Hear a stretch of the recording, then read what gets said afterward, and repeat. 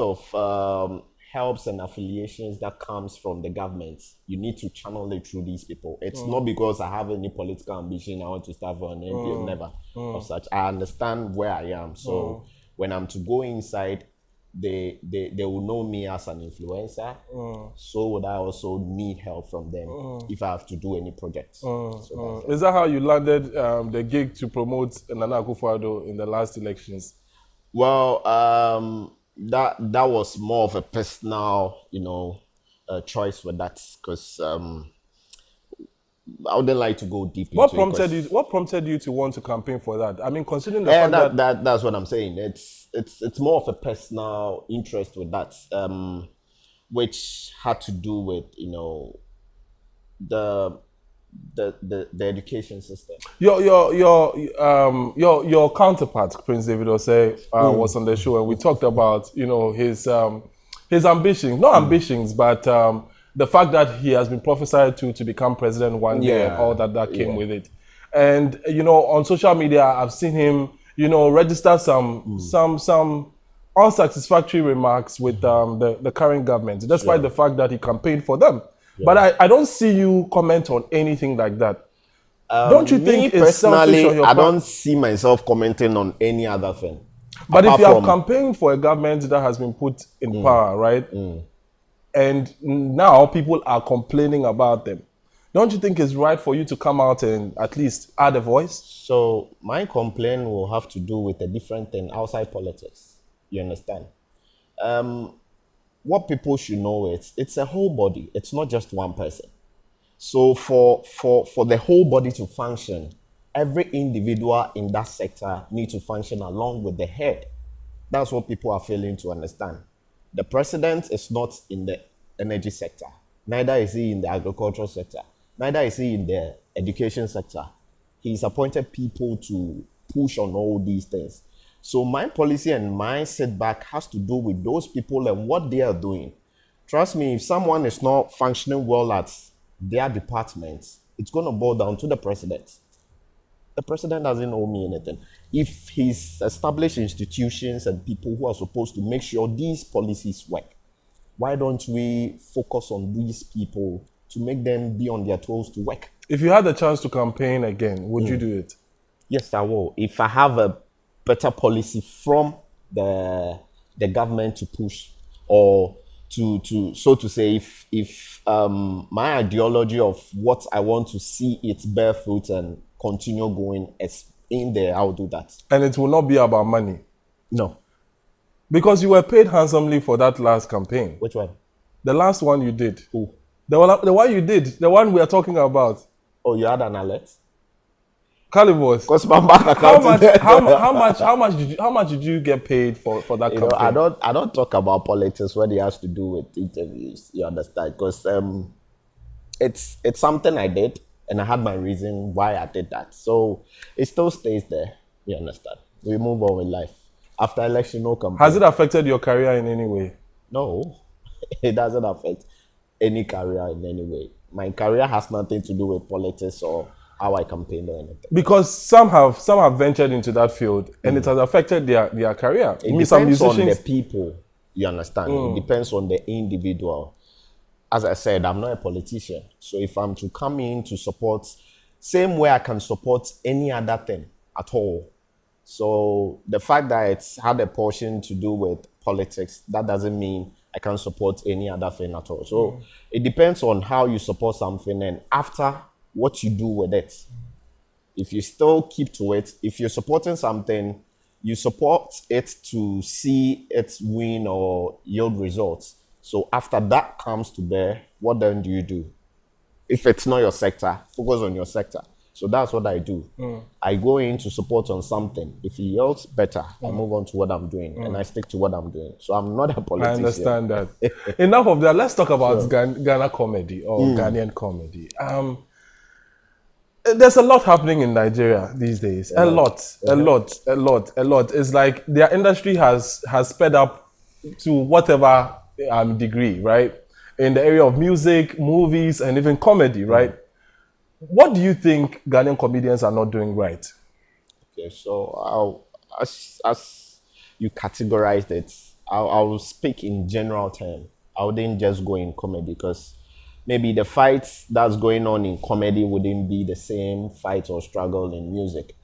It all boils down to the people, we the people. Just yesterday, I saw an interview of Trevor Noah interviewing Davido, and he said it there that there's the gospel truth in what he said, and it's right there in your face.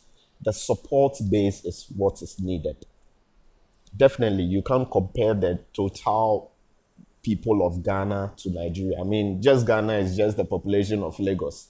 So when he talks about numbers, numbers has to do with everything, and numbers is support. You understand? So when you have a greater people, a bigger number of people supporting one particular thing, everybody supporting it. And then you have the same greater number of people and you have 2 or 3 supporting one thing. You can see the difference, or you can tell the difference. It all boils down to our support base. Not that we don't do something good or we don't do something extra. We're all doing the same thing. They're doing music, we're doing music. Don't you think it's interesting that is this same Ghanaians who still support the kind of products that the Nigerians are churning out? Now, it boils down from that support base, it now boils down to attitude.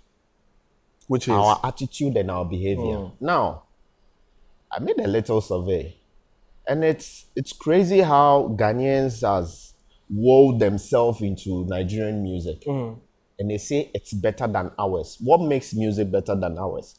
They have the same instrumental. They do the same lyrics. We do the same instrumental. We do the same lyrics. But then what then is the problem? It boils down to attitude. Nigerians will always support it, whether it's good or not. That's with them. Do you know the number of Nigerian songs that are so bad that you wouldn't want to listen to? A lot of it. But then everybody is rallying behind it, telling you that it's good. You buy into it. So you think Ghanaians will just support anything that is foreign? Yes, but than to support ours. That's the problem. That's the problem we face. And it's witty wise to say nothing about this than to, because they'll put it in your face that it's not nice. What does it make it nice?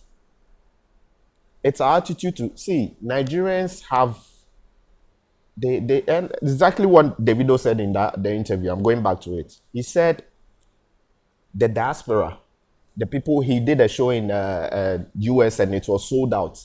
And the Nigerians in the diaspora actually went up to the DJs and give them money that they should play the video song when they are bringing bottles to them. Like they should play it total, like they should play the entire day, they should play the video song.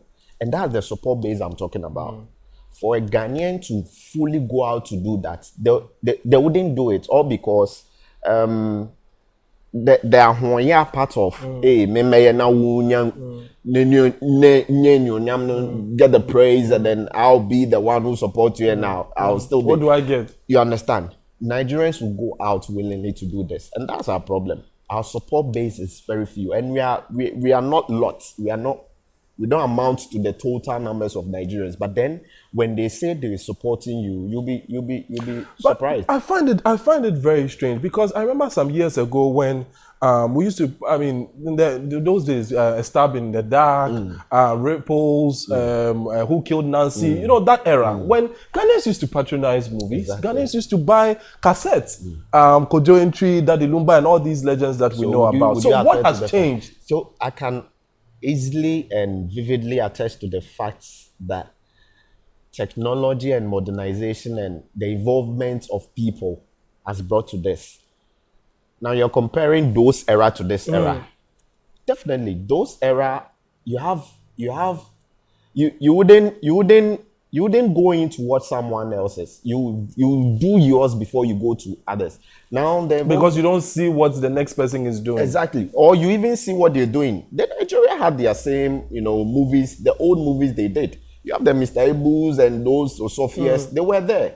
But then Ghanaians weren't paying attention to them because we supported ours. We cherished our own. Yes. So the question is, what has changed? Is it not the same Ghanaians that we still have? No, that's what I'm saying. The involvement. Our time, I'll say our time because those were those era. Now, the modern world is coming to bear that the Nigerians are putting it in your face. They are showing it to you. The Ghanaians are saying that we keep repeating our stories. We are not giving them quality. Because, I mean, anytime I bring this conversation up, and I've tried to hear from both sides, from the consumer side and then from the producer side, which is entertainers, right? Okay. And it's always like you're not giving us you're not giving us our money's worth. So why should we continue to invest or patronize You your work? see, it boils down again to a very big topic, the support base. You want something worth your money. It takes money to do it. Yeah, this can now it got to a time those support base were cutting off. If I'm saying support base, the financiers who put in that big chunk of money. See, a Nigerian producer, recently I did a movie, I mean my first Netflix movie that came on. We shot it in South Africa. And me as an actor, I was just sitting down and tallying and calculating people's expenses. Okay, you flew me. I'm sleeping in a 3-star hotel. Not just me. You flew William Uchemba. Ramsey Noah. I was calculating, and this movie was made with lots of African country stars. Some from Tanzania, some from Kenya. I was calculating, and this is big chunk of money. This is big, not even to talk about our pay or even the crew. So this is big chunk of money. A Ghanaian investor wouldn't see the light of it. We don't push in our all. Nigerians will do that, knowing very well that they are going for a bankrupt. They are not going to get anything out of it. But then they are looking out for the nearer, future to use it as a portfolio to search in for bigger money to put into a different production. But then ours has to do with the little we have. Let's try and make it work. And that's what it's been. Every effort or every movie that they say we don't put in, they don't give it our quality, whatever, we don't get our money worth. It's with what they have that they produce. When they go in to search for sponsors and all that, trust me, Ghanaian sponsors, it's so hard. You can attach to the fact. Go into any, I wouldn't mention any product or brand, and they will give you their product, forgetting that there's money that needs to be involved in the production and all this. It all boils down to this, lack of finance that we have in our industry. Trust me, if you are to get these funds coming in, we've done that before. Before the Nigerians blew up with their movie industry, they were looking up to our stories. They were looking up to Ghanaian movies. They were vividly picking movies from Ghana to do theirs as in Nigeria. But now they understood the fact that, okay, we have a bigger people, we have a bigger population. Let's pump in the money. The money the Nigerian government itself pumping into the industry, you'll be shocked. And there are lots. Now, Lagos, they have a lot of cinemas there. I understand that. They have a lot of cinemas. So now the government is pumping in money. Do the movie, show in your cinemas. They'll all come and watch. Now the money we take just 30%, keep the 70%, evolve with it, and then go on. That's what's going on. Is what is happening something that breaks your heart? It does, a lot. It does. Because, to say again, in South Africa, I try to watch their local channels. Talk about let's say in Ghana, the Metro TVs, the other channels we have. So their local channels, I was watching. I never for once saw a Nigerian movie on it. Ghana and Podia and Nanchen. It was basically their content. And these are content they themselves wouldn't even sit to watch. But then they are giving it to the people. Same with Nigeria. So hard to find that. What are you doing as a creative person? I mean, I get it. I get the fact that the support, you feel that the support base is very small, and then whatever, financial, whatever, all that, it's valid. But as an individual, what are you doing to make sure that this industry that pays you does not die? Now, my main focus, and another reason why as you started saying, with the politicians, whilst I battle with them, I enlighten them on all these things. Trust me, they have no idea about these things. Because we are in the field, we've gone out to see what other countries are doing that we are not doing same. So it's up to we who have seen it and are in the industry to come closer to these people, enlighten them, tell them this is the problem so they can change. Trust me, their era with film and entertainment is different from what we are seeing now. So they don't understand what is going on in our sector. So if you don't tell them, how are they going to know? So you won't be like all those creative people who get into, they get the opportunity to change something and then they only think about themselves. Those people are a disgrace. If you have to tell me, if you have the industry to heart, you will know that you are doing nothing to help. when Nigerians, or I always compare with them because those are our problem right now. I want to see us rising over them by picking on their same attitude, not drawing them away or drawing them, I mean, let them going on their own so that we also go on our own. We have to, that Islam, go to the hand and learn his ways. We have to learn their ways. Trust me, as much as it's painful to do this, we have to learn their ways, adapt it, and make it ours. That is what will help. Because if they are doing it and it's helping them and it's making them go worldwide, why won't we do ours? You understand? I wouldn't like to make sites. I want to use myself as an example. We embarked on, that was last 2-3 years, okay?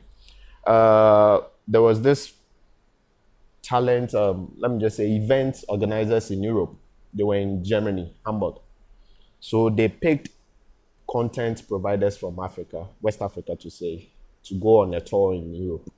So I was picked from Ghana, Emanuela from Nigeria, those little kids, yes. Kasime from Uganda. There's another guy from Kenya, Injugush. So that's what happened.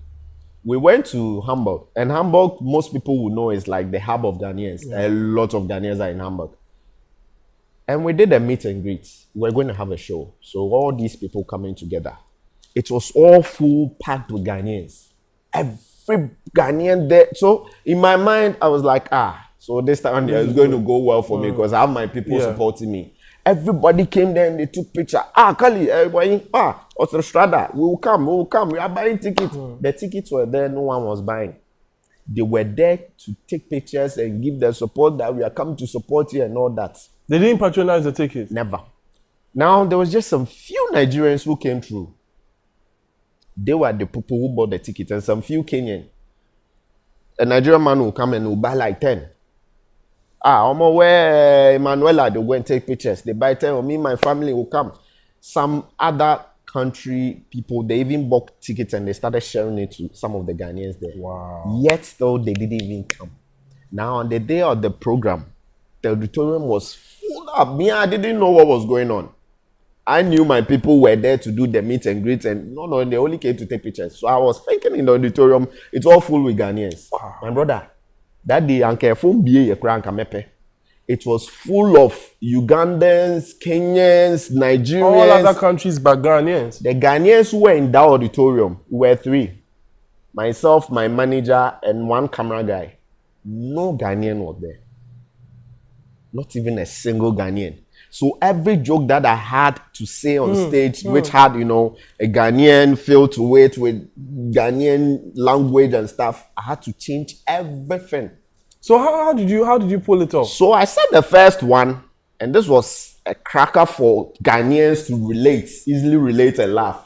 The auditorium was just silent. It's like, just there and then I realized, okay. I'm not in the auditorium with Ghanaians.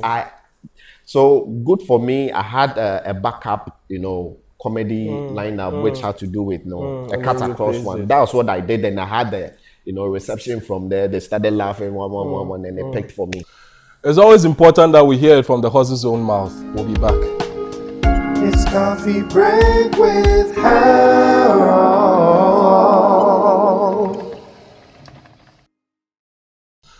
Welcome back to the show. Let's talk about skits. Skits is something that introduced you to the world. That's what I started with. Boys Casa was something that was very, very popular. But you stopped. What happened? Well, I had a reason to do that because first of all, it's a comic act which I started, which is on the skit as you said, and I grew into it.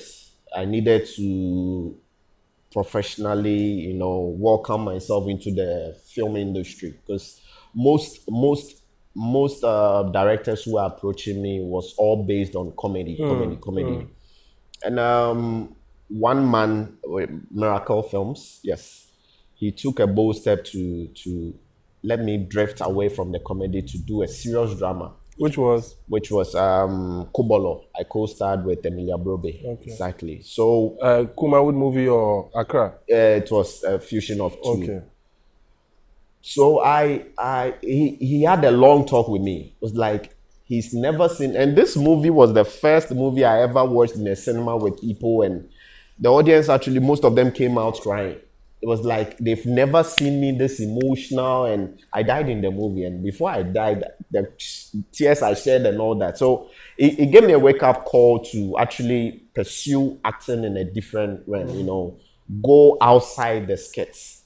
You know, go outside the funny. You know, Kalybos that people know to target other roles, which I started and I did perfectly. So that was one on the self, you know, involvement that I wanted to do for myself. And moreover, I felt after film school with that, I had people, I mean, young people who wanted to follow suit with what I did. So I started laying back and writing the script and giving them to film for me to see. So that was what I was doing. And I've enjoyed that laid back bit of it for a while. But then I want to recruit it and outdoor it in a different way that I'll get a lot of people biting into it. Many a time when people start off their career with a certain direction and they try to switch, they are not accepted.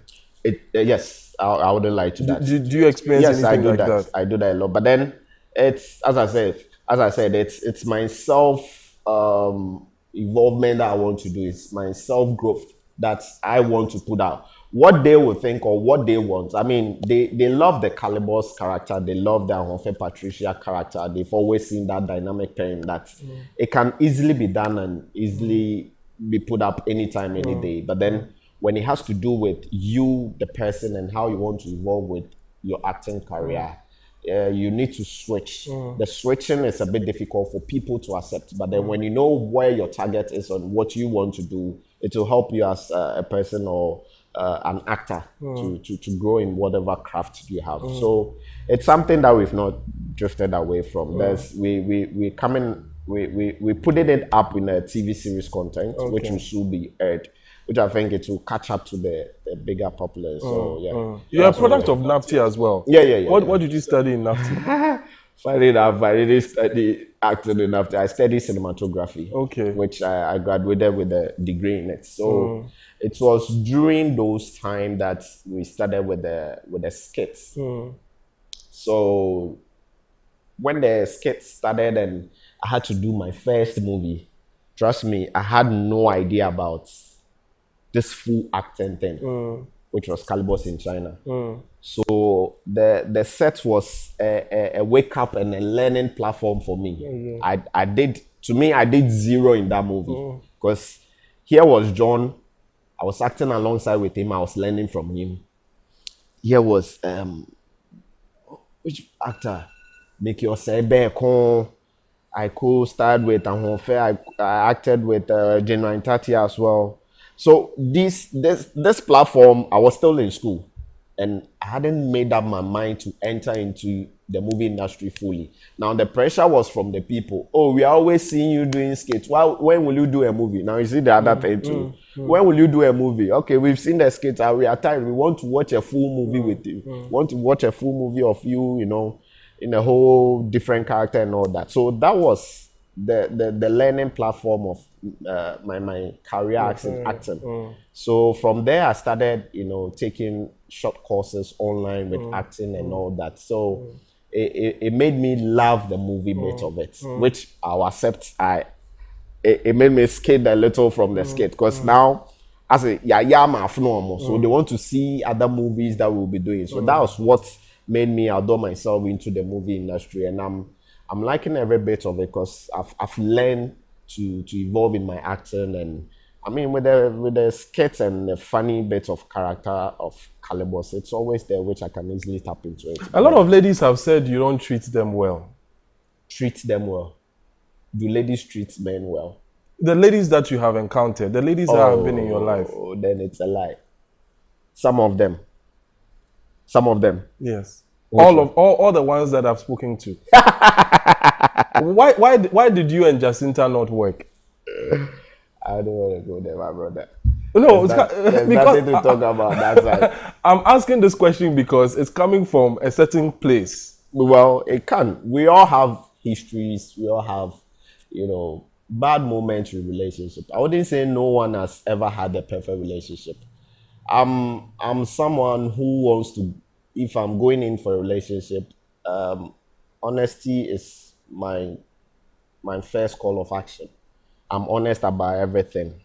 So when my honesty is taken for granted, I mean, every relationship there's the bad side and the good Right now, side. it's your word against hers because she said No, you no, were I'm not not talking honest. about her. Okay. Whatever she said is a cup of tea. But I'm saying with every relationship, there's the good side and the bad side. So when it goes sour, whatever you hear is the what?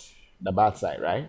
They never talk about the good side. So I'll talk about the good side of it. And how about Nikki Samonas? Why didn't you work? Oh, there's also the good side and the bad side. Kalybos, are you a player? Football player, play number 7. Kalybos, What is a player? are you a player? A player in what? I'm a team player. I'm an industry player. Which player? Are you a womanizer? No, I'm not a womanizer. I'm not. Sorry. Thank you for coming on the show. Thank you. All right. Well, guys, we've been hanging out with Asante Kalybos right here on the show. It's been an exciting episode. I completely enjoyed it. I hope you did too. As always, Coffee Break is brought to you by Virtual Hub Studios. My outfit is by Grandpa, located in Dansoman. You can hit him up on Instagram. His handle is at Grandpa Clothing. Okay, same time next week, we'll be back on your screens. Remember, if you're watching on YouTube, don't forget to like and share this video. And also drop your comments. Let us know what you think about this interview. And we'll definitely be back with more. Thank you for watching. My name is Harold Amenya.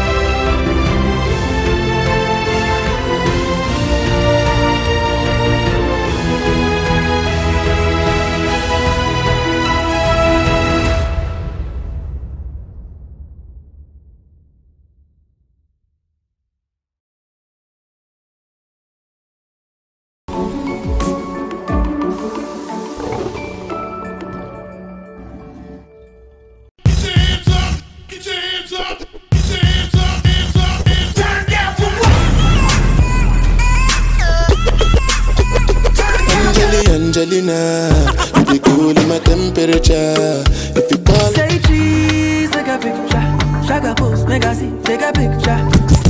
in the leg book, boah, boah, boah, boah. Where the party there today? Hey mama, hey I ever say. Shake your body.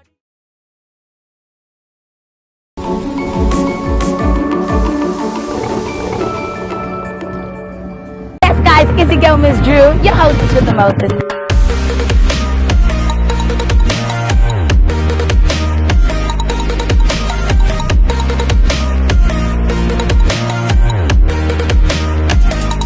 I'll see you.